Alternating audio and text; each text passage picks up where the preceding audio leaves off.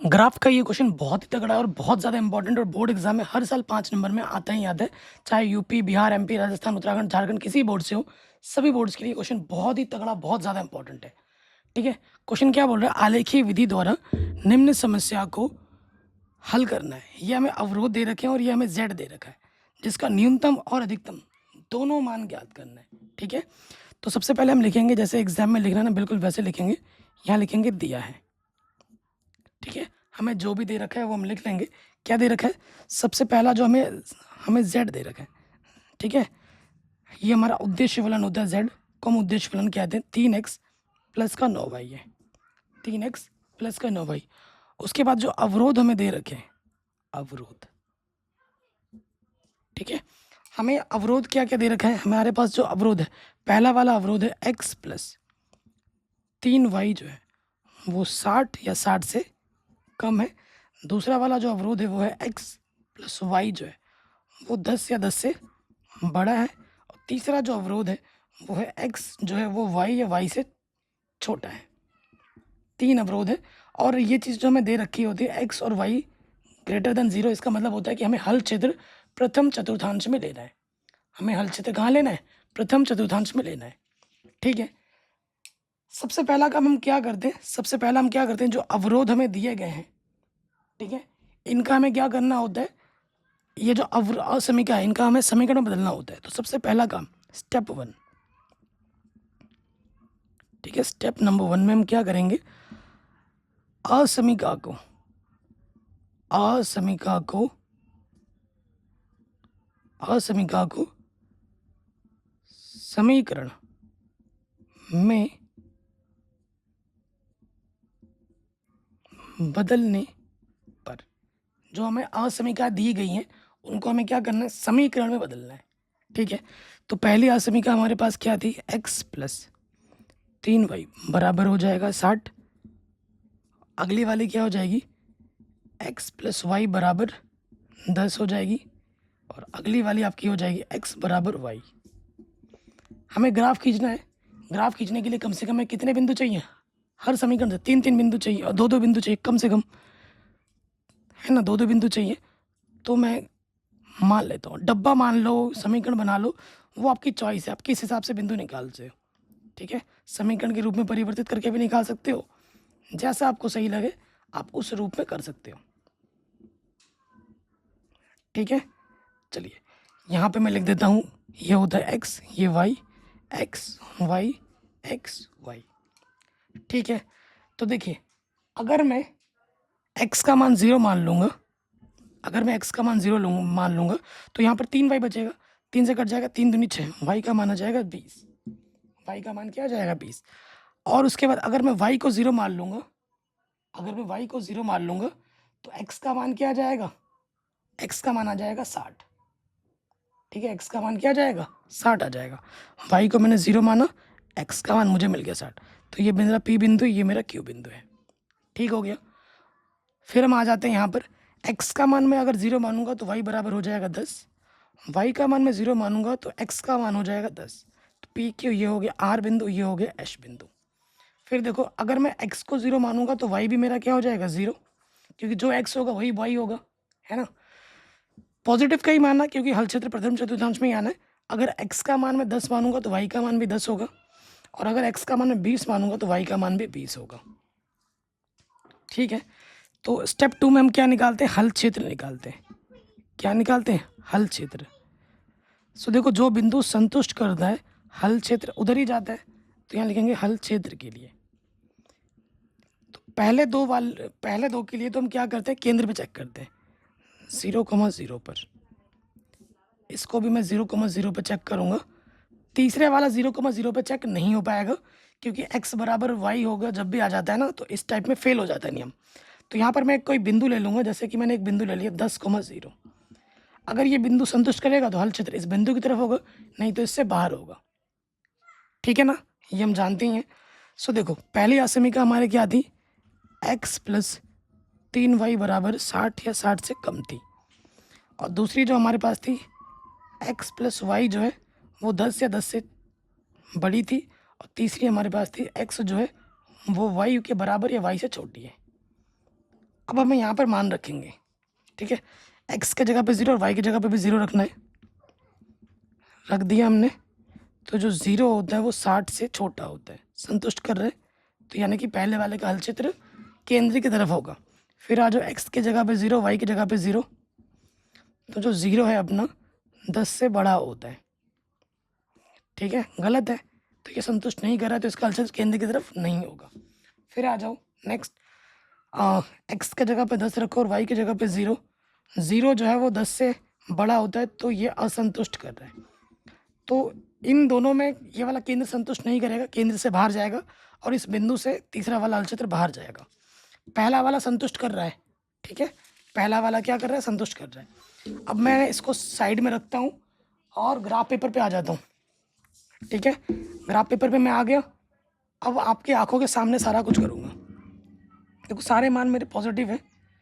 Graph paper आपको exam में मिलेगा, टेंशन नहीं लेना है कि ग्राफ घर से ले जाना है, ऐसा कुछ नहीं है, ठीक है। ग्राफ आपको एग्जाम में मिलेगा, उसकी टेंशन मत लो। अब देखिए, ये एक्स अक्ष वाई अक्ष अच्छे से मेंशन करना है आपको। इधर एक्स का मान पॉजिटिव है, इधर एक्स का मान नेगेटिव है, नीचे वाई का मान नेगेटिव होता है।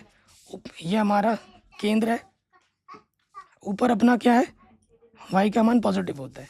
सो देखो ये अपना क्या है बच्चों, 5, 10, 15, 20, 25, 30, 35, 40, 45, 50, 55, 60। सबसे बड़ा मान मेरा 60 ही है, ठीक है। ये सारा मेंशन करना है, पूरा दिखाना है, ठीक है, ध्यान रखिए। फिर यहाँ देखिए, ये अपना 5, 10, 15, 20, ठीक है, 25, 30, ये ले लिया मैंने। क्लियर। चलिए बिंदु पे आ जाते हैं, बिंदु पे आ जाओ। सबसे पहला वाला बिंदु क्या है अपना, एक्स पे 0, वाई पे 20। एक्स पे ये 0 हुआ है ना, एक्स पे ये 0 हुआ, वाई पे ये अपना 20 हुआ। ये पहला बिंदु अपना है पी। फिर अपना अगला बिंदु क्या है दोस्त, एक्स पे 60, वाई पे 0, ठीक है ना। एक्स पे 60 ये हुआ, वाई पे 0, तो ये बिंदु हुआ अपना क्यू।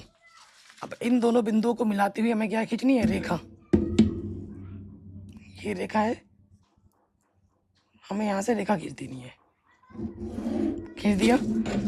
समीकरण नंबर 1 है, समीकरण नंबर 1 का नाम क्या था, x + 3y = 60, ठीक है, ये लिख दिया। पहले वाले में केंद्र ने संतुष्ट किया था, तो इसका हल क्षेत्र केंद्र की तरफ जाएगा। 3 अवरोध है, तो तीनों का जो उभयनिष्ठ हिस्सा होगा वही हमारा क्या होगा, हल होगा। तीनों का जो उभयनिष्ठ होगा वही हमारा क्या होगा, हल होगा। पहले अवरोध की बात हमने कर ली। अब हम आते हैं दूसरे में। पॉइंट क्या है, 0,10, 10,0, 0। देखिए ये 0 है अपना, 0,10, ये है अपना पहला पॉइंट। इस पॉइंट का नाम हमने बोला है आर। और एश पॉइंट क्या, 10,0, 10,0, ये है अपना एश पॉइंट। इन दोनों को मिलाते हुए क्या खींचेंगे, रेखा, ठीक है। इन दोनों को मिलाते हुए हमने खींच दी रेखा। अब क्या है देखो मेरे भाई, इसमें क्या है ना, दूसरे वाले का नाम क्या है, x + y = 10, x + y = 10, ठीक है। और दूसरे वाले ने केंद्र ने संतुष्ट नहीं किया था, तो केंद्र से बाहर जाएगा, केंद्र से बाहर इस तरफ, ठीक है, केंद्र से बाहर की तरफ जाएगा। ये केंद्र है, हल करता तो इसकी तरफ आता। तीसरे वाले में आ जाओ। तीसरे वाले में 0,0 था, फिर क्या था, 10,10 बिंदु, आर एश, इसका नाम टी दे दो, इसका नाम यू दे दो। तो पहला बिंदु 10,10 है, एक्स पे 10, वाई पे 10, ये अपना टी बिंदु है। और यू बिंदु क्या है, 20,20, एक्स पे 20, वाई पे 20, ये अपना यू बिंदु है। इन दोनों को मिलाते हुए क्या खींच देंगे, रेखा। केंद्र से होता हुआ जाएगा,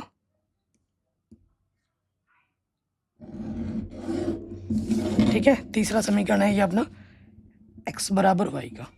अब देखो 10,0 ने संतुष्ट नहीं किया था, 10,0 ने संतुष्ट नहीं किया था, तो 10,0 क्या है, ये वाला बिंदु है, संतुष्ट नहीं किया तो इसकी तरफ नहीं आएगा, इससे बाहर जाएगा, ठीक है। इससे बाहर निकालो, तो इससे बाहर ये वाला है ना, इधर इधर जाएगा।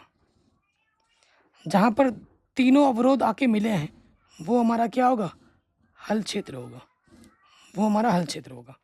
तो तीनों अवरोध जहाँ पर नीला काला हरा तीनों मिल रहा है वो ये वाला क्षेत्र है, वो ये वाला क्षेत्र है, ठीक है, ये वाला क्षेत्र है अपना। तो अगर आप ध्यानपूर्वक देखेंगे तो ये वाला बिंदु क्या है अपना 0,10, ये वाला है 0,20।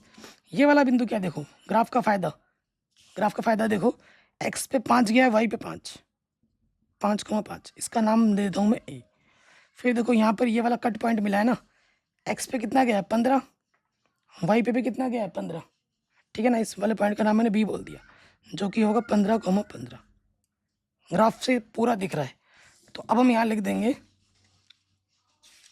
यहाँ क्या लिख देंगे, लिखेंगे चूंकि उभयनिष्ठ हल क्षेत्र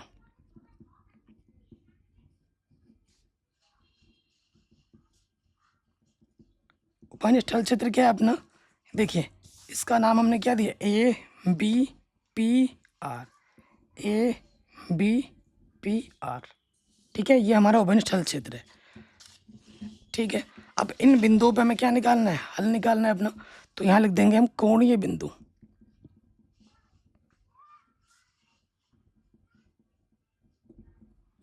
यहाँ हमारा है कोणीय बिंदु, और इधर अपना है z अपने पास क्या था 3x + 9y,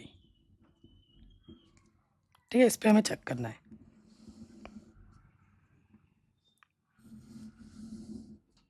ठीक है।